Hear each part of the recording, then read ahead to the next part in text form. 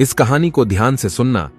यह कहानी एक कंपनी की है जो काफी घाटे में जा रही थी। कंपनी का मालिक और कर्मचारी इस बात से काफी परेशान थे क्योंकि कंपनी की ग्रोथ के साथ साथ उनकी ग्रोथ भी रुकी हुई थी। एक दिन उस कंपनी के मालिक ने कंपनी के गेट पर एक नोटिस लगाया जिस पर लिखा था, कल रात उस कर्मचारी की मौत हो गई जिसकी वजह से इस कंपनी की और आपकी ग्रोथ नहीं हो पा रही थी और शोक मनाने के लिए हम सभी 1 घंटे बाद ऑडिटोरियम में मिलेंगे। ये बात सुनकर सभी कर्मचारी थोड़ा दुखी भी थे और खुश भी थे और हर कर्मचारी यह देखना चाहता था कि आखिर वह व्यक्ति था कौन। 1 घंटे बाद सभी कर्मचारी ऑडिटोरियम में पहुंचे। ऑडिटोरियम में एक कॉफिन यानी एक ताबूत रखा हुआ था और बारी बारी से सभी कर्मचारियों को उस व्यक्ति को देखने का मौका मिला। लेकिन जब भी कोई कर्मचारी उस ताबूत के अंदर देखता तो वो मायूस हो जाता और सर झुकाकर वहां से चला जाता, क्योंकि उस ताबूत के अंदर एक आईना रखा हुआ था।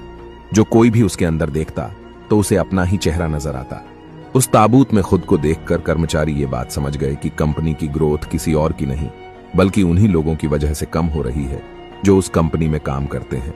मोरल, हमारी असफलता और हमारे फेलियर का कारण कोई और नहीं बल्कि हम खुद होते हैं। अगर हम अपने काम में अपना 100% एफर्ट नहीं देंगे तो हमारी ग्रोथ कभी हो ही नहीं सकती। एक बात याद रखें, काम चोरी किसी भी इंसान को लाइफ में कभी भी आगे नहीं बढ़ा सकती।